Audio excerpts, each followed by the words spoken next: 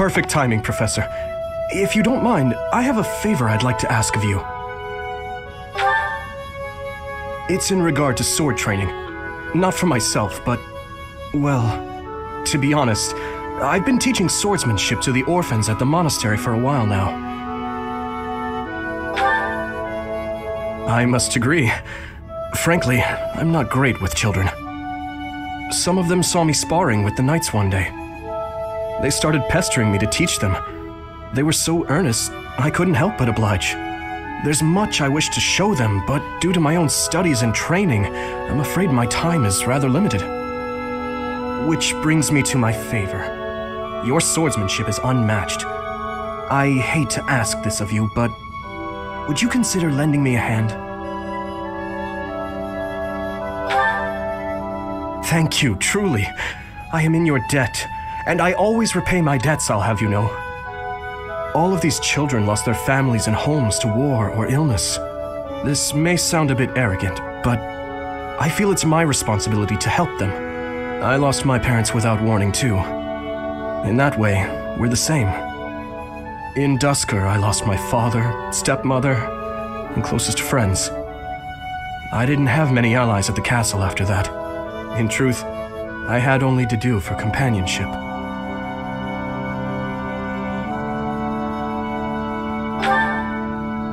I'm afraid not. My birth mother fell ill and died shortly after I was born. And my uncle, suffice to say, we don't get along. Ah, but there were those outside the castle walls I was close to, such as Rodrigue. Pardon my rudeness. I meant Lord Rodrigue. He is my father's old companion and the father of Felix. On the occasions he would visit the capital, he'd take me out hunting or on long horse rides. While Dedu is like a brother to me, Rodrigue is more like a second father. It might sound ridiculous, but he's the kind of man I hope to become one day. Someone who helps others. Someone who can reach out and save a lost soul. Oh, please accept my apologies for boring you with my life story.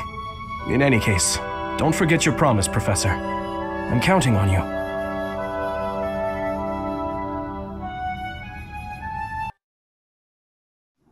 Thank you for your help the other day, Professor.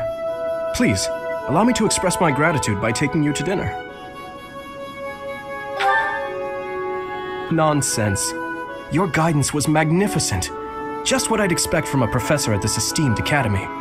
I've studied swordsmanship for some time, but your mercenary skills are something else entirely.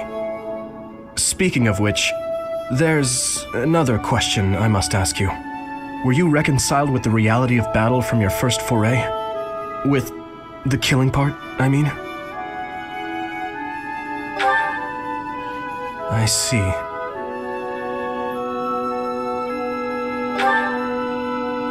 No. I do not carry that burden well. I doubt that will change, no matter how many years come and go. The first time I led on the battlefield, I was sent to quell a rebellion in the west. It was not a difficult fight. The enemy was not well trained and their morale was low. A swing of the lance and your opponent falls. A flash of your blade and a path opens up. That's the sort of battle it was. Easy, right? That's one way to look at it. The leader of the rebel army was defeated and the rebellion quelled. This was at the height of the post-war period. I recall coming across a dead soldier's body. He was clutching a locket, and inside was a lock of golden hair. I don't know to whom it belonged. His wife? His daughter? Mother? Lover? I'll never know. He was a soldier, an enemy, someone we had cut down without hesitation. But in that moment, I realized he was also a real person, just like the rest of us. Of course, we cannot stand idly by and allow anyone to commit senseless acts of violence. Yet, in dispensing what we call justice, we take the lives of cherished family members, beloved friends. Killing is part of the job, but even so, there are times when I'm chilled to the bone by the depravity of my own actions. Is it? Perhaps you're right. I pray that you are. Professor, may I speak freely? When we first met, I thought of you as someone who felt no strong feelings about killing your enemies. I could never trust someone who kills without batting an eye. My heart won't allow it. But after speaking with you and getting to know you better, I can see you're not like that. Now I know, with all my heart, that I can trust you. Thank you for that.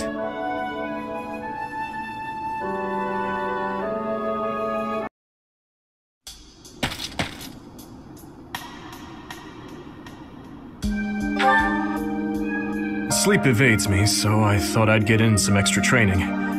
I was just about to finish. Perhaps it is the gloomy weather, but I am feeling the sting of wounds that should have healed long ago. The injury I got when that girl stabbed me after the battle at Gronder. Her eyes were filled with revenge, just as mine once were. I don't know, but I have a guess.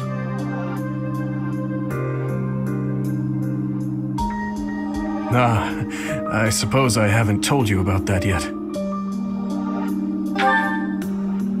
I was attacked inside the monastery the other day. It caused quite the uproar. The ones who attacked me were some of the youths we taught swordsmanship to once upon a time. Of course, I could capture the lot of them with my eyes closed. It seems they were raised by a group of thieves we put down 5 years ago. I heard Lady Rhea took custody of them, claiming that the children were innocent.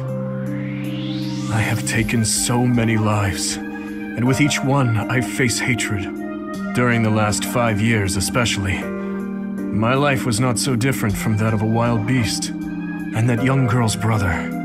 At some point I must have... That is why I thought it only natural that someone would retaliate someday. Because I hated, because I stole, and because I killed. But with those children, it's different. We drew our blades with the best of intentions, only to hurt them in the end. I suppose this is yet another thing we will just have to live with.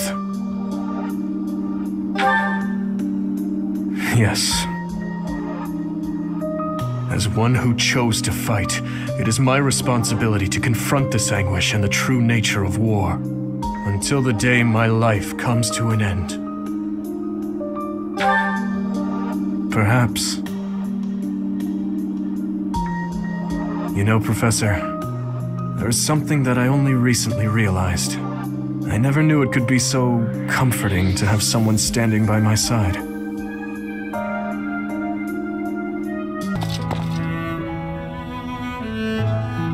Come now, my friend. You must stop staying up so late. Tomorrow is yet another early morning. Then again, I know that matters little. You cannot sleep, can you? Neither can I, of course. I want you to know I am sorry for making you do so much when your battle wounds aren't even completely healed yet. Do not worry about me. My shoulder has healed nicely. I still have some numbness in my hand, but it should not hinder me too much.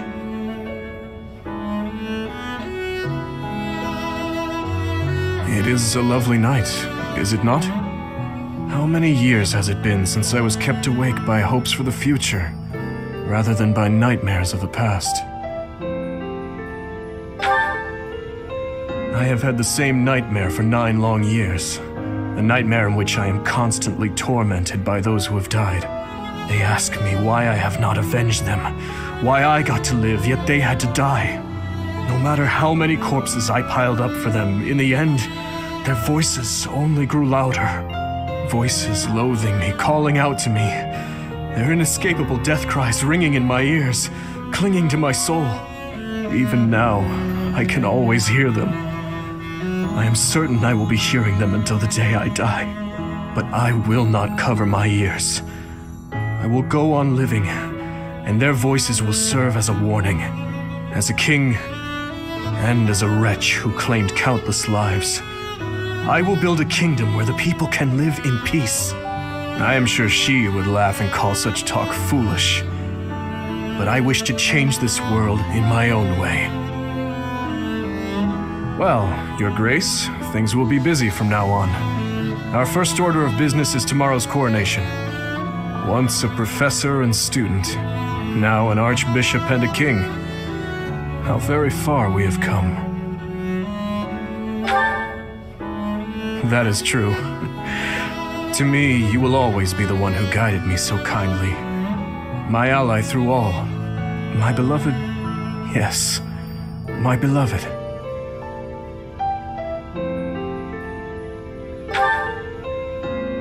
Listen, there is something I wish to give you before the coronation. Give me your hand.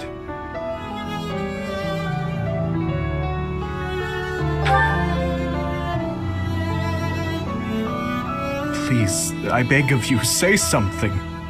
If you do not wish to accept it, please, just tell me. If so, I will face the truth and walk away.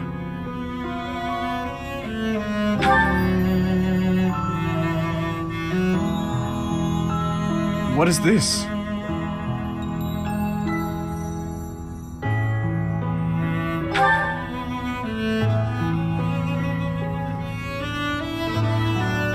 Yes, I see. Right. In that case, let us exchange them, shall we? Your hands. Now that I hold them within my own, I see how small and fragile they are. These hands that have saved me countless times. Thank you, my beloved. Your kind, warm hands. May they cling to my own forevermore.